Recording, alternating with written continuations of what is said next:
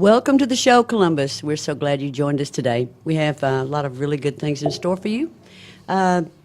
Today we're going to have our very special guest, Mr. Mack Garrison, who's hometown boy made good.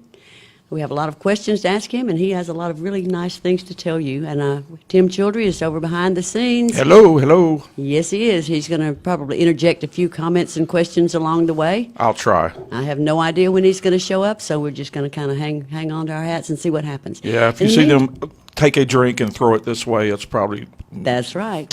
In the meantime, this is Mack Garrison, Hi. my good friend, and I admire you so much for your talent and your accomplishments. I'd like to ask you first to tell everybody where you grew up. I was born and raised in Opelika, Alabama. Hometown boy. Hometown. Went away for a long time, but back now. Good. And when did you first start playing music? I started playing guitar, acoustic guitar, when I was 12 years old. My daddy was a big Hank Snow fan. And he could play a little bit, not very much, but he wanted somebody to play rhythm so that he could pick some Hank Snow licks. Okay. And he taught me 7 basic acoustic chords, and we sat on a literally front porch picking. Sat on the front porch, and I would strum the guitar while he would play his Hank Snow stuff. Mm-hmm. That's what got me started right there. Oh, awesome. You know, you and I have some mutual friends, some of them who've long passed. There's one in particular, I'm sure you'll mention him before we finish talking. But I can remember hearing about Mack Garrison over the years, and you were called Mack Smith at that time. Correct, yeah. And all the wonderful things he did. He's a great bass player, fantastic little guitar player, and a songwriter as well. So I consider it quite an honor to be playing a little music with you on the side now. Well, thank you.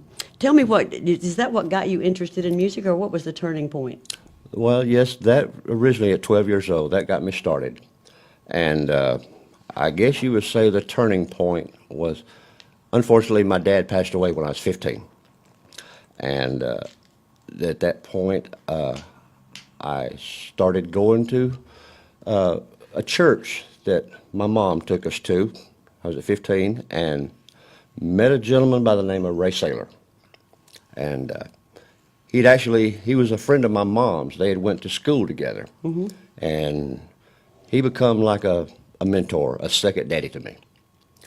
And he got me into the Chet Atkins music, mm-hmm. and literally, all I can say is he was my world after my dad died. He was a fantastic person, and I played a little music with him along, too, over the years. But I always admired his ability to play guitar and to play piano. He would come over to tune the piano, and he'd say, I'd say, Ray, play me something. Oh, I can't play, can't play, and then just tear the keyboard up. He was an absolutely awesome human being. I admired him so much, and we all miss Ray. Yeah. We miss Ray a lot. Well, as far as music is concerned, tell me some more people. We know that everybody around here who knew and loved Ray admired his ability, but who are some of the people that you respect and admire most, whether they're famous or not, and how did they influence you in your entry into the music business? Well, actually, even before I met Ray, my uncle, Woodrow Pratt, and he had a little gospel group in Opelika called the Soul Lifters Quartet. I remember. And I started playing rhythm guitar with him in the church. I did not know that. In Ridge Road Baptist Church. I did not know that. That's how I first started. And through Uncle Woodrow, I met Ray. And it went on from there. And then as I got older, then I'm talking 17 or 18 or so, I started going into the secular world and hanging out at those bars. Yeah. We all pay our dues there sooner or later, don't we? And then I actually, from some point down the line, I met this local guy. Actually, he's down in Dothan now, named Jeff Golden. And started out playing some guitar with him. And then he did a transition, and I switched over to bass. And played with him for a year or two. And then that progressed on to moving to Tennessee. Well, how did you actually, I've heard so many people say, it's so hard to get your foot in the door in the Nashville scene. How did you manage to do that? Luck. Really? A lot of Was luck. there any person or any particular event that got you through that doorway, so to speak? Well, I originally first moved to East Tennessee, Kingsport, Bristol area in 1982, and played with a group called the Chance Brothers, and lived there for 8 years.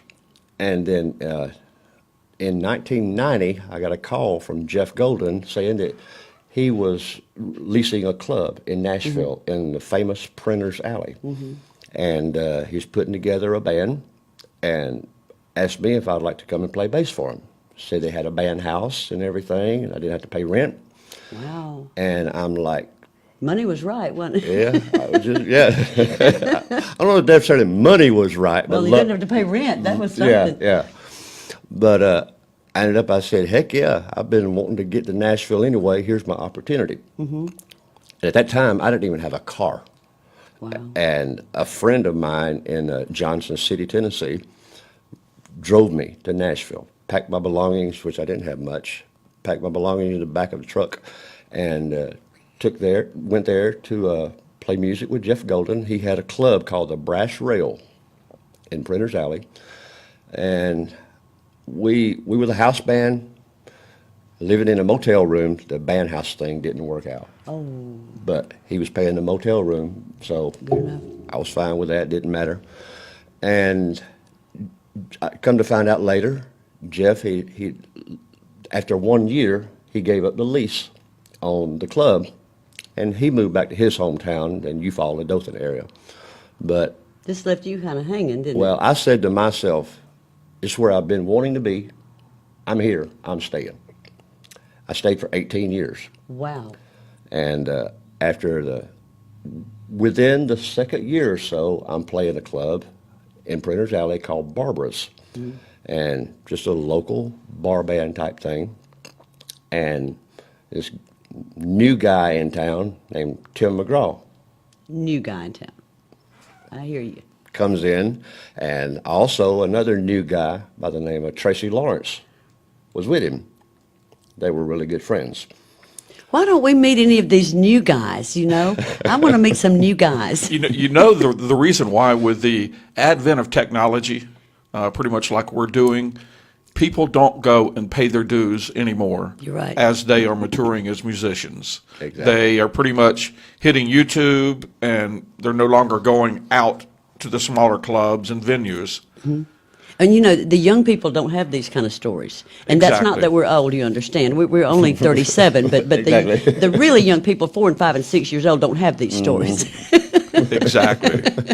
Anyway, finish your story about Tim McGraw and Tracy Lawrence. Well, we're playing this little club, and actually, if I back up a little bit, when I was still with Jeff at his Brass Rail, McGraw and Tracy Lawrence had come in a time or two and would just sit in with the band and sing Really? a song or two. Oh, how cool. And I can always remember McGraw singing "The Fireman," George Strait Imagine song. that.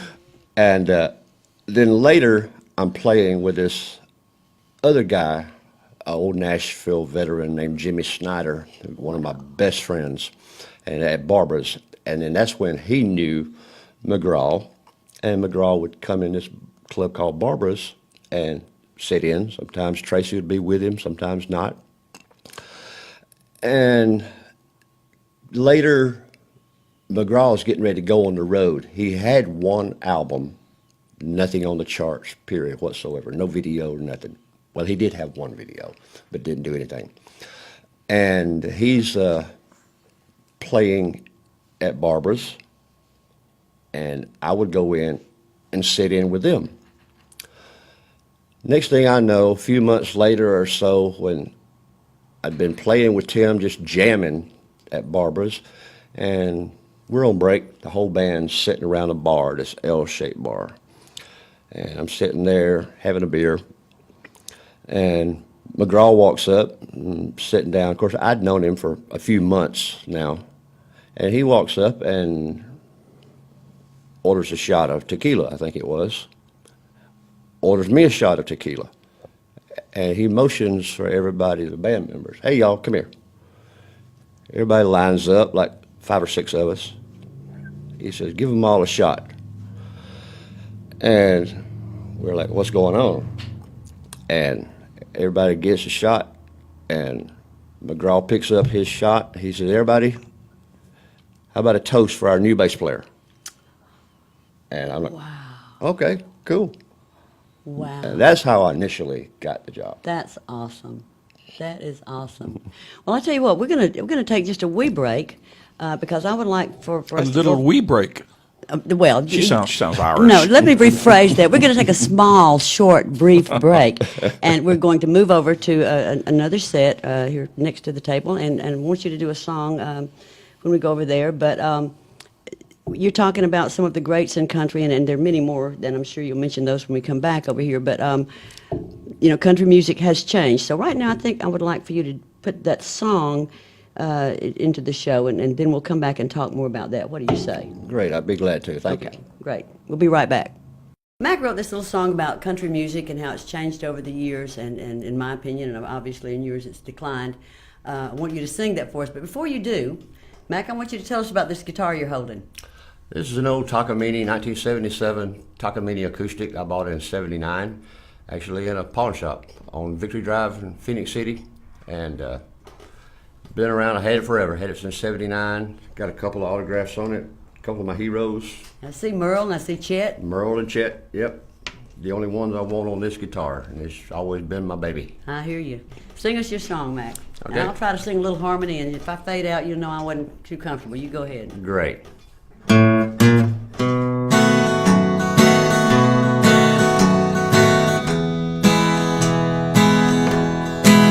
Merle is gone, and so is Jones, but they'll live on. He stopped loving her today is a classic country song. Mama tried to sing him home, but we'll never understand what it's like to be a peaceful, branded man. Hello, darling, and my Amy will always be around. And the ring of fire will keep us warm when Amos Moses ain't around. The most beautiful girl will still be here come sundown, and the king of the road will not come back to town. And country music ain't the way it used to be. There's no more Hank, Buck, or Waylon, and no country on TV. But we'll keep moving on from Jackson to Bakersfield. And country music ain't the way it used to be.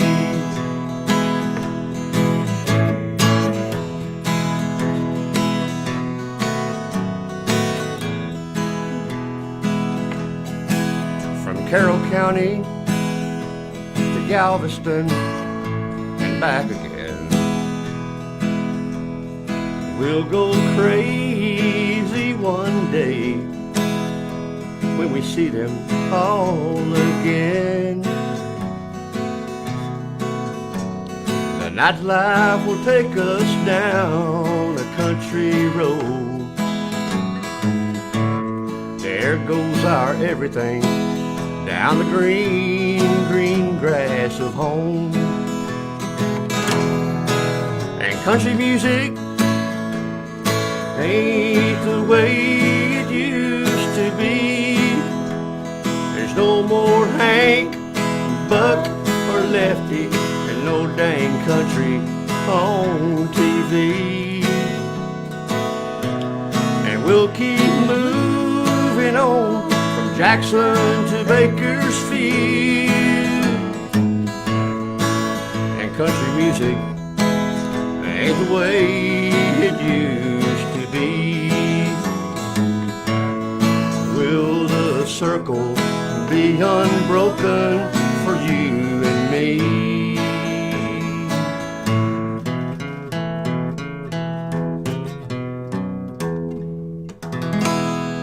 All right. Thank you. Let's move back over to the table on top. What do you say? Cool. All right. Okay, we're back, and hope you all enjoyed that song. That was fun. I'm honored to be able to sing a little bit on that song.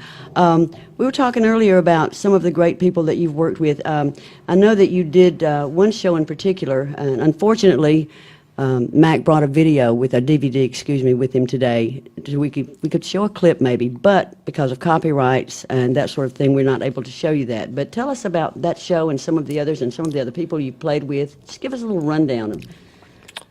Well, after I'd been with McGraw for a while, I played with him for 2.5 years, and we, somewhere in the middle of that span, I think it was in 1993, I believe it was. Yes, it was.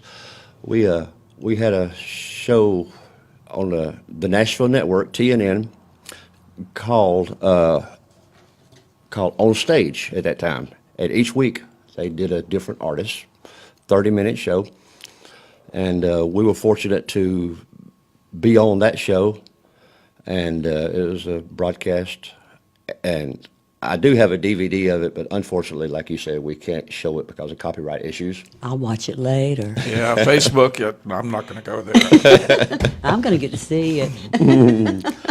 But one funny story about that particular show, we're on the road, and we're playing in, I think it was Ardmore, Oklahoma, and at that time, you know, of course, doing the, you know, fortunate doing the tour bus thing, and we'd open for a rodeo.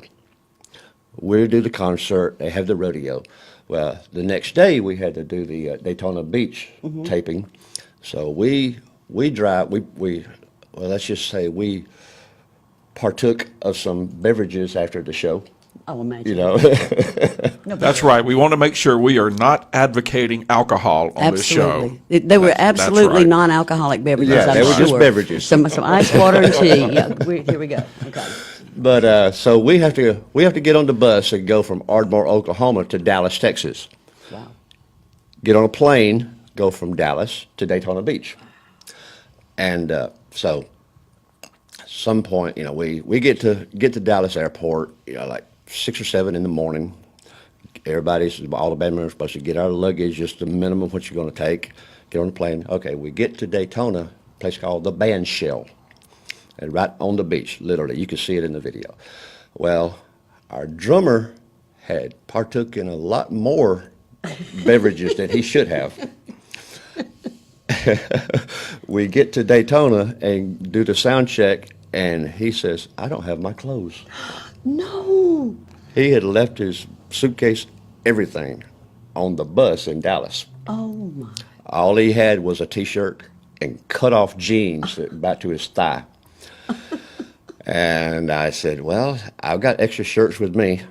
And so in the video, he's actually wearing one of my shirts with cut-off jeans. But he's behind the drums. So And he's that's- behind the drums, but there's one part of the show where the band would leave the stage with only McGraw, the keyboard player, and the drummer would come up front to sing harmony.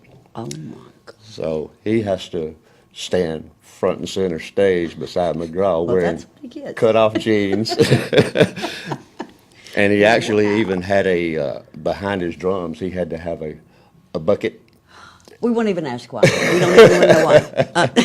But hey, you know, nowadays that would be the apex of fashion. Sure it would. Yeah. Give me an Absolutely. old T-shirt and ripped up jeans. And a bucket behind the And a drums. bucket, yeah. Oh, my goodness. Besides the ones you've mentioned, have there been any other what we would call famous artists that you've played with or behind or around or whatever? Well, I was fortunate to, one particular guy, never really famous, but he had a label on an independent label called Magnatone Records. His name is Rich McCready. Mm-hmm. He was not affiliated with Mindy McCready, but he was a really big, like, George Strait fan. I played with him for 3 years. I was fortunate to do one video with him that I think went in the top 40 on CMT. Oh, wow, good. A song called Thinking Straight. I played with him for a while. Great friend, great guy too. You can see him on Facebook. I played for about 6 months in some casinos with Ronnie McDowell. Oh, wonderful. Played bass for him. And I filled in as bass player for David Frizzell Did you really? for about 2 or 3 months for him. Yeah, just when his bass player was sick and filled in for him. I'm old school. I hear you. Yeah. And I think like in your song, I think that's the best way to go. Now, I want you to tell me, at one time, you were an owner, co-owner, what have you, of a club on Broadway, which is now the main street in Nashville. Back in the day, it was Printer's Alley, Music Row, 16th Avenue, all of those things. But now Broadway is the place to be. That's where the bigger clubs are. Most of them playing rock and roll, unfortunately. But tell me about your club on Broadway in Nashville, what it was like to kind of be in that atmosphere and have a club in that part of town. Yeah, it was literally right on Broadway. Right. Of course, it's changed from what I hear now. I've been away from there about 13, 14 years, but it's totally changed. Back in the day, we're talking in the 70s, it used to be pawn shops, strip joints, everything. Well, I was there last weekend, and it is nightclubs about 3 feet wide, side by side, and every kind of store you can imagine to sell tourist items. Exactly. When I was there,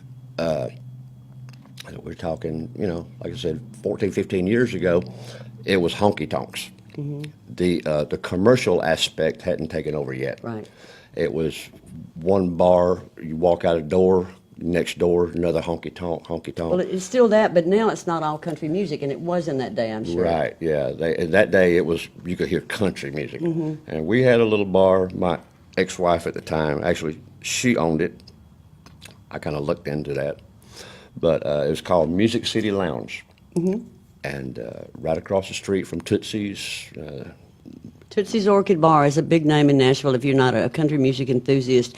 But Tootsie's and Rose Room and all of those were the places to be. The Stockyard Bullpen. Right. Those were the places to be at that time. Yeah. I just, when I was off the road from, after I left the McGraw gig, I played with this band, kind of regional type things. And when I was in town, I was on Broadway like every other musician, just looking to make a buck, playing music. And wandered into that club one night and with a friend of mine, Jimmy Snyder again. And I was actually playing at a club next door called The Turf. And would go to the Music City Lounge to hear the band play there. Met this lady behind the bar, and one thing led to another, and the next thing you know, we're married. Not at the same time. Not the same day. No. But that wouldn't be unusual. And so then you ended up managing the club with her, and you had bands that came in there, or did you play in a house band there? Actually, the club opened at 10 o'clock in the morning and was open till 3 at night, and we would have a band every 4 hours. And they're still doing that somewhat.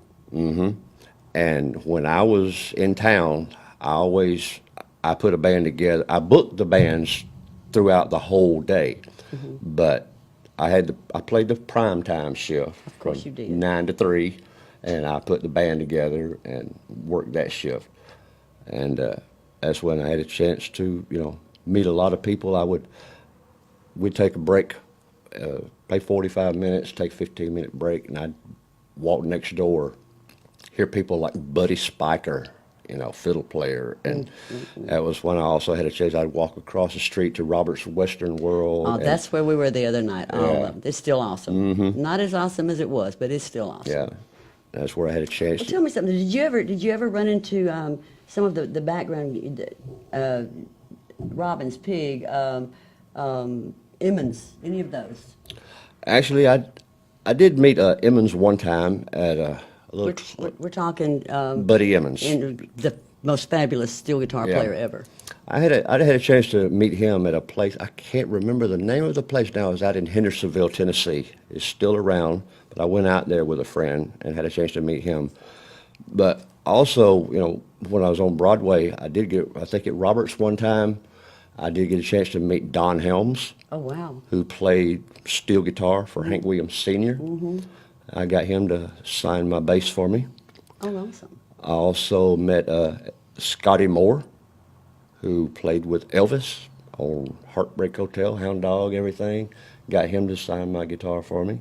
And you know what amazes me? Because I'm a little hometown girl. I don't belong anywhere in particular, but I have a few connections, which makes me able to see things that other people aren't as fortunate as I am to see. But I find that the majority of these people are just as ordinary as you and I. Oh, yeah. I mean, they live their lives just like we live our life, and that sort of thing. And they don't consider themselves any different from anybody else. That's right. You were talking about some of the funny stories. I think we've probably gone through that. But tell me, after you went through all of this, what brought you back home? Well, after being up there for 18 years, went through a divorce and personal issues, and just got tired of the big city. And my mom lives here locally in Lafayette. And as we get older, we realize, you're chasing a dream, but there comes a certain point you realize that you're not going to, unfortunately, you're not going to get any further than you are. Mm-hmm. I've been fortunate to do what I did do, but I just realized, I got no reason to be here. Still love my music, still play daily. And I decided I wanted to come back to the small town life and be closer to my mom, mm-hmm. As she got older and everything. And I just packed up and came back home. Well, now, when you came back, and correct me if I'm wrong, because I may have the timeline a little bit off, but didn't you play a little while in Columbus, Georgia with the Seekers Quartet? That's correct. Yeah, actually, when I first started out, that was my first gig playing bass guitar. Oh, okay, that was before you went to Nashville then. Okay. Yeah, that was when I was 17 years old, before I picked up guitar at 12, and then at 17, that's when I was playing with these little gospel groups locally. And when I met Ray Saylor, I also met this great friend of mine named Ronnie Garner. And he also plays bass. He was the bass player for the Seekers mm-hmm. Quartet. And I didn't even play bass. I didn't own a bass, but I knew the bass notes mm-hmm. off of a guitar, because mm-hmm. the strings are the same. And one day, just out of the blue, I was 17, Ron, he was playing bass and singing with the Seekers. He goes, "You want to join the Seekers and play bass?" I'm like, "I don't play bass." He said, "Well, you can learn." So he was going to give up bass and stand in front, and he was going to sing, what, baritone, I assume? Yes. He just wanted to sing and not have to play too. And he was an awesome singer. Correct, and he still was is an awesome too. singer. He gave me a lot of pointers that I'm so thankful for. Yeah. One of the first things he told me was, take a deep breath and don't run out of breath before you finish the end of a line. That doesn't go over very well.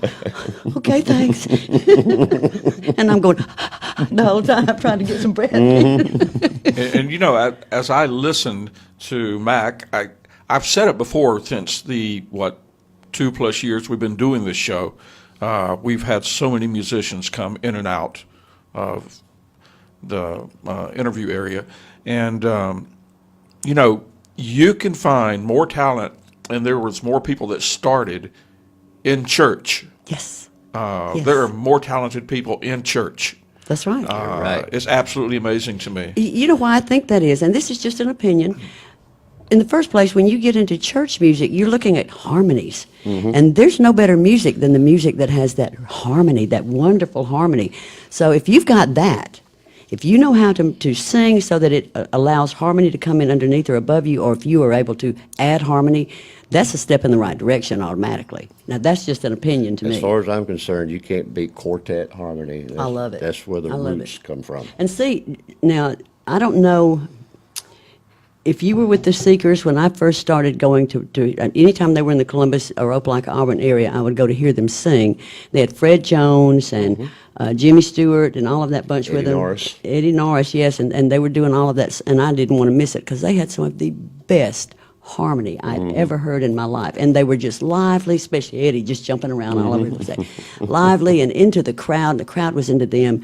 And they were very successful. And we've lost several of those people. Yeah, it's just really unfortunately heartbreaking. Ray and Eddie, and there's several of them who have gone on. Another question regarding music in general: are there any regrets that you might have? Well, no, I wouldn't say any regrets at all, other than, well, I could wish I was rich. Well, we all regret that we're not rich. I wish I went far enough to get rich and not have to still be working, but no, I don't understand. have any regrets at all. Okay. I can remember many incidents on the road and everything. I've been fortunate that a lot of things that people would never get to do. I've traveled to probably about 35 states. Did everything from traveling in a van, pulling a trailer, to tour buses, to airplanes. Wow. No regrets at all. Well, now at this point in time, I know you're still playing a little music because we're playing some music together, and I just really feel honored to have you there. And this man in the band room is just phenomenal because not only does he sing well and he plays well, but he gives us a shortcut as to what is the proper way to rehearse. How do you accomplish the most in the least amount of time? What are your goals? Are you missing this, or you're ahead of the game on this? And he's great to have as I just kind of look at you as a little bit of an instructor and Well, thank you. director and all of those things. Just put all the monkey on his back. I just take music serious, when you're there for rehearsal. We get to play gigs and you get paid, but you're actually getting paid for the rehearsal. That's right. That's the work. The playing is the icing on the cake, isn't Yeah, it? that's the fun part. It sure is. But when you're at rehearsal, I look at it, it's a job. It sure is. That's what Yeah, you you'd be absolutely shocked. I actually have a wife who is a voice teacher, and you'd be shocked at the number of people that, okay, I can sing a little bit, I can play, and they head straight to a bar, but they never have gone to get the basics. So even though they may have done pretty well, they'll always come back to her to sit here and go, okay, I should have started at the beginning and learned everything, but I didn't do that. Exactly. And then it's hard. I mean, when you don't know the right questions to ask, I mean, it's just the way it is. You don't know. Right. You don't know. And then every now and then somebody like you will come along and say, have you ever thought about, and the little light goes off. Now, I know that none of us are 25 anymore, and most of us have families, or we have jobs, or we've retired, or we have the world, and all of these things have passed. And at this point in your life, do you have any goals where music's concerned? And if so, what are those goals? Well, just making good music, and really glad that you asked me to play with you. You and I didn't know each other personally. Not really. I've known of your name for a long time, but glad to be playing with you, and playing with you this last week that we did was actually my first time on stage with a band in like 15 years. Oh, listen, this was so terrible. This was the seat of our pants, was it not? Yes, it was. We had a few incidents occurred, and we were already running behind schedule. The flu season had hit. The guitar player was out. We didn't have a guitar player. Luckily, Kurt Richardson was on board, so we had him. He's a little live wire on stage. Known him forever and a day. And we kind of had a song list. We were kind of ready to go, and we were just going to play it by the seat of our pants anyway. And then the night before, we lost another member, and we didn't know what we were going to do. We had no idea. And so we got up there, and our little drummer says, I think I can get Don Grantham to come out and hang out with us if you want to. Well, shoot, yeah, Don Grantham's a household name. Yeah, bring him on. So he comes out with his guitar and his harmonica, which was phenomenal. He sings. We don't have any idea what we're going to sing from song to Don't song. even know what Don's going to sing. I have no idea or what key, so we're learning them in between songs, and he's doing his thing, and I'm trying to keep up, And we pulled it off. It was By great, golly, yeah. we pulled it off. And they liked us and said, you're welcome back in our club anytime. I thought, that's quite a feather. That's a peacock feather in my hat. And I'm going to say it before, these guys, they're going, we did this, we did that. These guys both play in, what's the name of your band? Vintage. She's never has told us that. Yeah. She's too modest. Sure I am. But I wanted to go ahead. I'll plug the Give a band plug. shamelessly. I have no Vintage. problem with it. Vintage, and we're kind of having to regroup now because of some of those changes, but we're going to get it back together bigger and better than ever because we have Mack and we have Steve, who's another professional player, and Mike Niles is working his way up to the top really fast, and he knows a lot of the bigger names. And we just have Macy Reach. All of the locals will probably remember Macy as being with Jeff Golden years ago. She's singing a little backup with us now. See, that was since you were in there the other night. Yes. See, I do things I heard behind about everybody's back. And that's what I do. Looking forward to that. It's like the circle comes around. Yeah. So we've got a lot of good things coming up. It's going to be a lot of fun. Is there anything you wanted to add, or you wanted to add? Because I've gone through my little gamut of questions here. And you said you had written down a few things, and I'd be interested to hear. Oh, well, not really. I'll ask I guess, what's become the most common question around here when we have a musician. Mack, when you got your first guitar, what type of guitar did you have? I've got everything from, I had a Fender Strat to begin with, to it was a dime store guitar with nylon strings. Actually, my first guitar, when I was 12, my daddy, as I said earlier, a little bit of a player. We went to, I think, an old store called Montgomery Ward in Opelika, and I had a Telstar guitar, acoustic, looked like the Gibson Hummingbird. He bought me one and him one for $50 a piece. Wow. And we both had matching. And to this day, my uncle, my dad's brother, still has those guitars. Really? It was a $50 Telstar acoustic. That was my The first. strings are about 6 inches off the neck, I bet. Exactly, yeah. You got calluses real fast. And then later after that was when I hooked up with my uncle Woodrow with the Soul Lifters Quartet. When my dad passed away, Uncle Woodrow bought me a Telecaster copy called Ames, A-I-M-S. Really? And that was the first electric I ever had. That's a whole different world, isn't it, from Yeah. acoustic? Then I ended up, when I, let's see, is 79. That's when I was 17, 18 years old.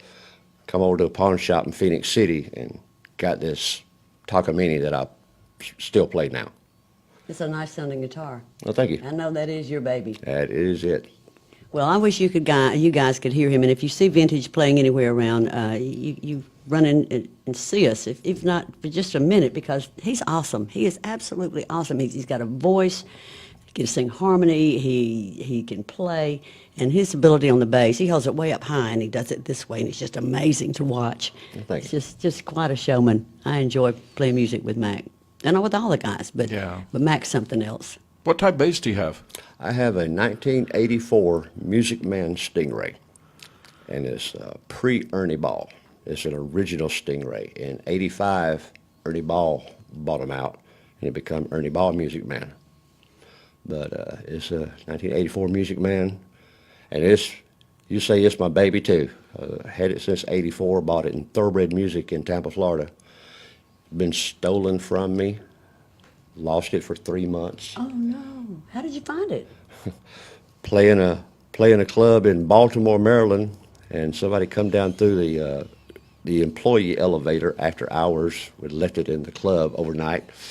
Next day I go to play my gig, and it was gone. Fortunately, I had a second bass with me.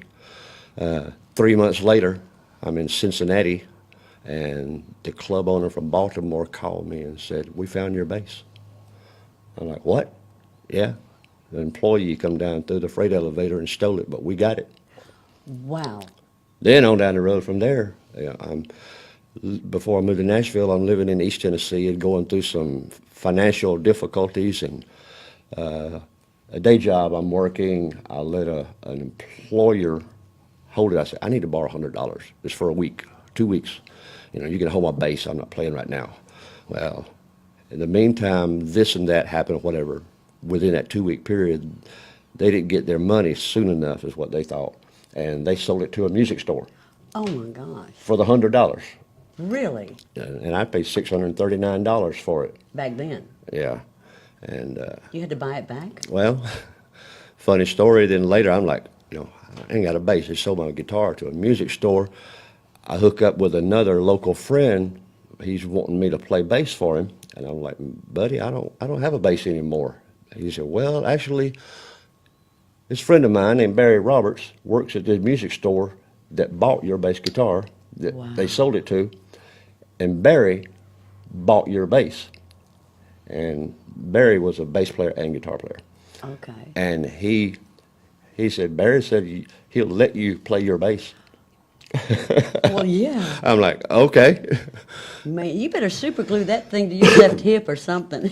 Yeah. We played a few gigs, and it came up close to New Year's, which we had I finally convinced Barry. I said, man, will you please sell me my bass back? You know, I'll pay you whatever you pay. He said, you paid $100. He said, well, I bought it for $100. I paid $50 for a new case for it, and I had it repainted for $50. He said, $200. He said, I wouldn't do it for anybody else, but because it was yours, and I know it was. So we're coming up close to New Year's, and I paid him a little bit. I said, okay, New Year's Eve, we got this big gig. I'll pay you off. Well, next thing I know, at Christmas, I didn't know what was going on, but my girlfriend at the time, she went behind my back and paid it off. Oh. And when I woke up Christmas morning, there was my bass under the Christmas Yeah, tree. that's definitely one of those. Oh. Yeah. Oh, how sweet. And, you know, the girlfriend's gone, but I got my You bass. still got your bass. That's all that counts. That's the most important thing. There you go. You I'm better not going to listen, say a Dolores. word. I'll be getting letters from all females, and I'm just Now, not going now listen, there. what the audience at home can't see is there's a young lady sitting over here on my right on the couch, and she's watching all this, and she helped him write this song that you heard a little while ago. Her name is Dolores. And so don't take any of this to heart, Dolores, okay? Because we all know behind every good man there's a woman that's telling him what to do. There you go. There. Yeah, I'll agree with that for the simple reason my wife's probably going to be watching this later on. You better agree. Yeah, hey, And Kat. speaking of the two guests we have in studio, we have two young ladies over here. One young lady, and we have another one. Would you guys like to go get on camera? Just wave to everyone, say hi, introduce them. This is my great-granddaughter, Lauren, one of three. She's the oldest. She has on a, check this out, vintage shirt. Ta-da, little advertisement there. This is Lauren. Say hi, Lauren. Hi. And you move over, let Dolores squeeze in here for just a second. And if I may say, this is my fiancée, Dolores. This is Dolores. Hey, Dolores, you got to awesome. scoot over a little bit and get you in camera.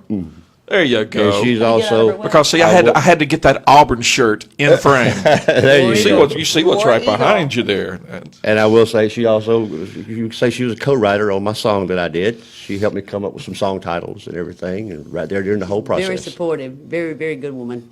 I can say that firsthand because I've listened to her in the background on the phone telling him exactly what to say. And I want to end things off with this, and that is, guys, if you ever get a chance to go to a club or wherever you see a band playing, pull one of these guys off to the side and sit down, buy them a beer, and talk to them. That's going to be the best music education that you can get. Right. Listen to these stories, and it's absolutely fascinating to me. It truly is. It really is. And when we closed the show today, I saw a bumper sticker on the way over here that really got my attention. It's totally unrelated to anything we're talking about today, but I thought it was worth repeating. And it said something like, when the power of love overcomes the love of power, there will be world peace. Exactly. And I agree with thought that was something worth sharing. So remember, the power of love, if you let that overcome the love of power, then you can achieve world peace. I agree. You hear that? Let me ask you this, Mack. What do you think about our current president? I had to throw that question in there. Along with religion and No, we're not going there. I'm just going to ask him, just kind of thumbs up, thumbs down. What do you think about our current president? I don't do politics. There you go. Good answer. You heard it there. Good answer. Smart man. Well, you know what? I'll tell you, just tell you unsolicited how I feel. I feel like he is our current president. And whether we agree 100%, 90%, 80%, or not at all with him, he is our current president. And for that reason, we need to do all we can to be good, productive, supportive citizens. We make suggestions. We write our congressmen, our senators. We do our part to help him be the president that we would like him to be. And we support him because, I say this because many years ago when ICQ was one of the first interactive social medias on the computer. And I had a friend, a little girlfriend who I talked with over in China. And she was talking about how, America had always been admired so. And I said, well, this was during the Clinton fiasco, if everybody remembers that. And of course, he did not have relations with that woman, but and he didn't inhale either. But we're not going there. We're not going there. But at any rate, I said, tell me something. Over in your country, what do you feel about the United States? What do you feel about America? And, of course, there was everybody that was really putting Clinton down. They were not supporting him, and I was one of them at the time, unfortunately. And she said, well, I don't want to say. And I said, no, tell me, what do you feel? And she said, well, it's a joke. America's a joke. Now, we need to be very careful, in my opinion, to make sure that regardless of what our president is doing, unless it's something absolutely heinous that needs to be, well, he needs to be arrested or what have you, but as long as he's doing the best he can or we're functioning as a country, then let's support our president. Let's do our part as citizens to improve our country, because there's a lot we can do without the president having to make a law or whatever. We can do a lot. So we need to support our president. We need to support our country. We need to write letters, issue ideas, get involved in such a way that we can help rather than hinder. Because if we sit here in this country constantly bickering and tearing him down with him being our leader, it sends a message to countries overseas that we are a weak and we are a divided nation. And we need to avoid that. If I could interrupt, Yes. I'll just put it this way. I'm neither Republican, I'm not Democrat, I'm an American. There you go. And I agree 100%. And to me, it doesn't matter if the president is male, female, black, white, red, green, yellow. It don't matter. You should still support your president. Just be an American. And the flag represents our country. It is not a piece of cloth. So anything that says America, we need to give it a thumbs up and do our part to make it a better place. That's just basic in a nutshell. There's a lot more to that, than that, but we just need to support our country. And just remember, guys, supporting doesn't always mean you have to agree Exactly. with him. But, still, he is the president. Exactly. Support the guy. You're going to disagree, but... And that's okay. That's what makes us all individuals. It'd be really boring and terrible if we were all the same. I don't agree with a lot he's doing and has done and probably will do, but he is our president. So I don't want to put him down because it gives us a weakness in the eyes of the other countries. Right. And we need to be careful about that. Right. Very true. Very well said. Anything else? I think that's probably about enough. That's about it. Okay. We're going to get off our soapbox here, guys. Hey, Join us next Mack, week. We have some wanna say great guests thank you. coming in. Thank you for having me. And go ahead. We have some great guests coming in. I want you to tell them about who we're going to have on next week. Actually, her name is Liz Wise, guys. She is a businesswoman in her own right. Very, very personable young lady. The most interesting thing is she is the president and what's called a jammer of the, I can't even do it. It's roller derby. Roller derby. It's that's roller derby. Oh. But, She's going to have some interesting stories. We do. And the week after that, we actually have a gentleman coming on, used to be an ex-professional wrestler. So... And we will find the answer to that age-old question, is it real?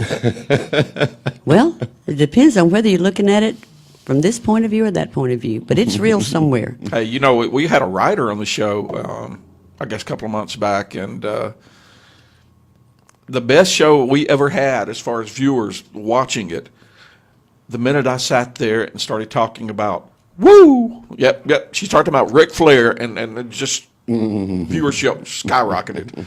Well, you guys stay in touch and look for all of the segments of I started to say The View. Oh my God, never mind. The show. Watch the show, because we are going to cover many, many topics. They're going to be interesting topics, and they could range anything from music to rollerball, roller derby, whatever you call it. See, I don't know anything about it. I'm going to learn next week. And to wrestling. It's going to be very interesting, and you never know what we're going to have. That's right. We on got the show, writers, Columbus. painters, musicians, sports figures. And if you have someone that you know that you feel like would be a very interesting personality to interview, please get in touch with either Timothy Childry or myself, Alicia Summers McLeod, on Facebook if you need to, or through the show, the Facebook page on the show, and send in your suggestions, because we're always open to suggestions. And again, I'd like to say, Alicia, thank you for having me. Thank you, sweetie. And Tim, thank you too. Thank you, sir. We My pleasure. appreciate Enjoyed it. it. These guys traveled a long way to be here today. Oh, yeah, so- 20, 30 minutes. Yeah, hey, that's a long way for me. So, But it was by jet. anyway, guys, have a great day, and it's nice having you, and we'll see you next week. Bye, Tim. Bye-bye.